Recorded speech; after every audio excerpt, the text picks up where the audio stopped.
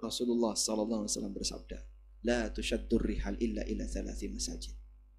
Tidak boleh melakukan safar dalam rangka ibadah karena tempat tertentu kecuali ketiga masjid. Ini yang sudah ada nasnya sebagai lembah suci. Contoh yang lain, Gua Hira. Misalnya, di tempat inilah Nabi SAW dapat apa? Wahyu. Boleh nggak Pak kita datang ke sana melakukan safar, mau kemana? Ke Gua Hira. Ngapain? Cari wangsit. Ya nggak berlaku. Maka Nabi SAW setelah jadi Nabi, beliau sama sekali tidak pernah datang lagi ke Gua Hira. Setelah Rasulullah SAW jadi Nabi, tidak ada catatan sejarah Nabi SAW balik lagi ke Gua Hira. Nah Pak, tilas. Disinilah pertama kali aku dapat wahyu. Tidak ada kayak gitu. Sehingga tidak disyariatkan yang model seperti ini. Padahal ini yang sudah jelas-jelas bersejarah ada dalam dalil. Apalagi nyuwun sewu yang namanya kuburan. Kalau datang ke kuburan orang tua dalam rangka ziarah kubur, silakan. Nabi SAW pernah mendatangi kuburan ibunya dalam rangka ziarah kubur ke makam ibunya. Tapi kalau nggak ada hubungan apa-apa Pak, ya kita cuman ziarah kubur ke sana, nanti beribadah di situ. Nah, ya ini sama seperti orang yang datang ke lembah tua, ke Gua Hira dalam rangka ibadah. Ini dilarang dalam syariat kita, kecuali apa? Untuk 3 masjid. Wallahu a'lam. Begitu Pak. Jadi kunjungan ke masjid itu boleh nggak?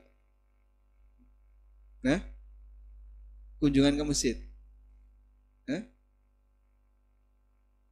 Niatnya, nah kalau jadi tujuan ibadah khusus di masjid itu, kalau nggak masjid itu saya nggak itu.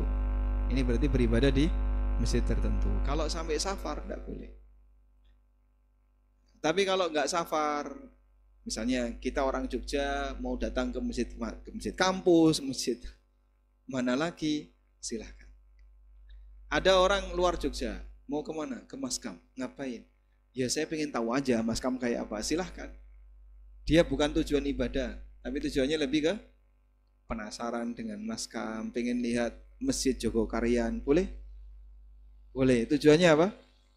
Bukan ibadahnya, tapi pengen ngerti ketakmiran di sana ada apa. Saya pengen studi banding dengan takmir di sana. Boleh ya.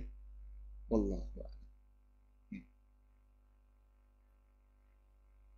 Tidak masalah. Misalnya pengen lihat masjid Solo, pengen lihat masjid mana lagi?